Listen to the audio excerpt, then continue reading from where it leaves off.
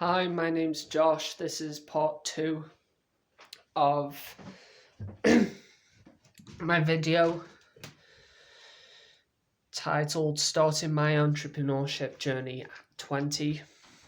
In part 1, I spoke about my personal intro and motivation, why I'm starting this journey, my experiences in school.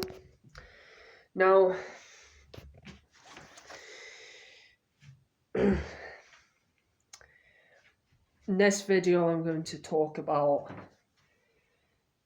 choosing the right business idea. And actually, I'm pursuing a few different ideas right now. I know that it's not really essentialism, but first I pursued the idea of becoming a YouTuber. Actually, first I pursued the idea of getting into agriculture, and I wanted to own like a supply chain. And then I found that I didn't really have control over it, the commandment of control, which is a part of MJ DeMarco's sense framework. So I abandoned that. Then I thought, well, yeah, I can make gardening tools. I found myself demotivated and disinterested in that. So I jumped around to a few different ideas, landed on YouTube, then realised that YouTube is actually a passion of mine, because I attempted to start a few different channels before this one, and they didn't get anywhere. Of course, it was due to my lackluster editing, lack of depth and knowledge into what other people's problems are, because I was mainly just talking about my own problems, and I hadn't fully overcame my problems. See, low self-esteem applies to a lot of people, but I haven't overcome my low self-esteem. I kind of just put a band-aid on it with listening to gurus talk without knowing what to help young men with. So I'm hoping that this channel becomes an inspiration as I grow in my career, my business, and I'm hoping that other people they can rewatch these videos and see my progress and think, wow, you really can go from nothing, and then you can build yourself to have everything in a short matter of time, in a matter of months even, or years. You can get to that point. Now,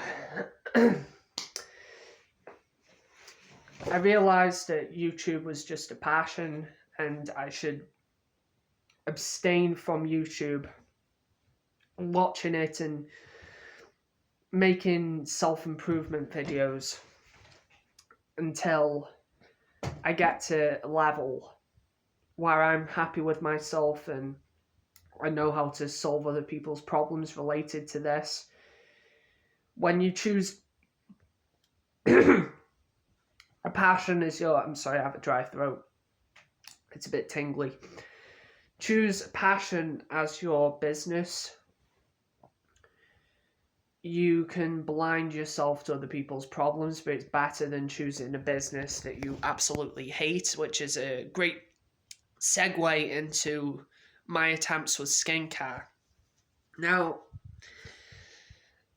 I'm going to be completely honest with you. I haven't sold anything yet, but I'm here to document, because I'm an absolute beginner, here to document my journey from the start, because some people haven't even started, or they don't have the intention to start their own business. Or maybe they watch someone like Alex Hormozi, and they think that Alex Hormozi is a scam artist, which is perfectly reasonable, but he's not, from what I've heard about him. So, a sore throat has really bothering me. Right, I have a few different projects that I'm currently working towards, and they're all going to enhance my skills with business. I'm looking into, I'm continuing with skincare, even though people tell me not to do it because, one, I'm not that interested in skincare really, and two, it's a very competitive market. There's a high chance that your product can be a commodity, and if you're competing with the best, you better be damn skilled. But you can make money whilst you're sleeping, and it's relatively easy to start. I've noticed it can be high cost. It could be high cost to produce it as well.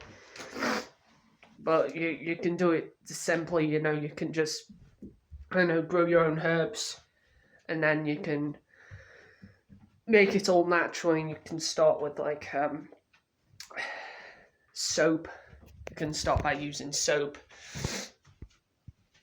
making bars of soap, and this is actually something I've been procrastinating on because for the longest time I was pursuing my dreams of becoming a YouTuber, and now I've realised that those dreams are only going to become realised when I've accumulated some amount of success in my life.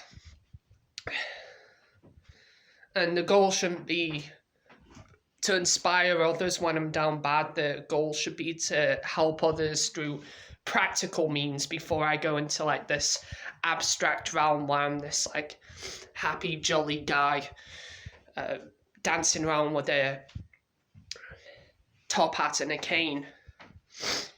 I should wait for a bit. I'm not a gentleman in a school yet, but I'm on my path to becoming one.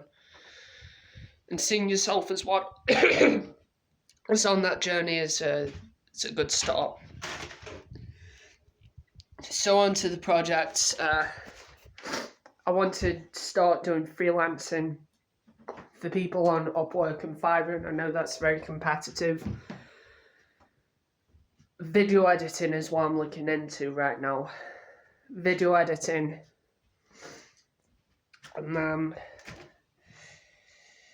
I find that learning SEO, and I know there's a lot of AIs that can give you these skills, but SEO can prove invaluable for that, and also affiliate marketing. That's another side hustle I'm getting into.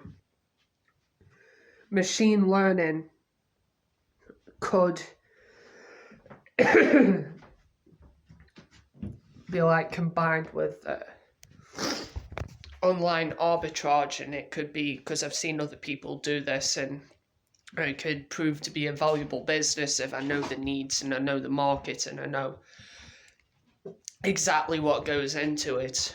But people like that, they come from, because there's a very high entry barriers. They come from data science backgrounds, whereas I'm learning coding, the basics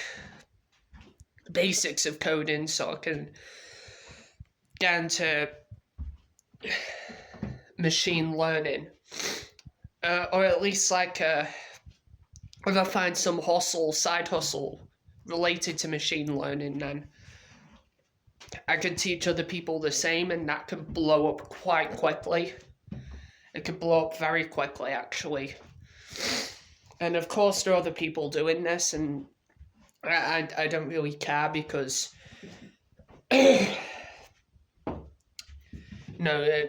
everyone who is on that path, they have something that you can take from them, that you can learn from them and apply, readjust, assess the process and readjust and get back out there.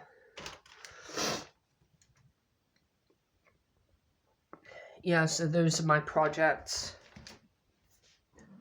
I've also been window cleaning, going door to door, something I saw on the Fastlane forum, where you knock on from door to door offering to clean people's windows. And I got a low nose because I live in a very poor area. I asked around my village, went to town, asked around there. The places where they'll probably say yes, and these are insecurity issues that I have. The places where they'd say yes, I haven't asked. But that is something that I will rectify. Work on my social skills and becoming more enthusiastic and charismatic. I'm reading a lot on improving those areas of my life. Practice is the biggest, the thing that you should do the most of, because you can live in your mind in the theory, and it's comfortable living now where you feel as though you know everything and you're a genius and you've made it and you're successful. But when push comes to shove, it's the one who puts in the most elbow grease and does it the most intelligently who gets through, who just keeps jabbing and doesn't give a right hook. So yeah,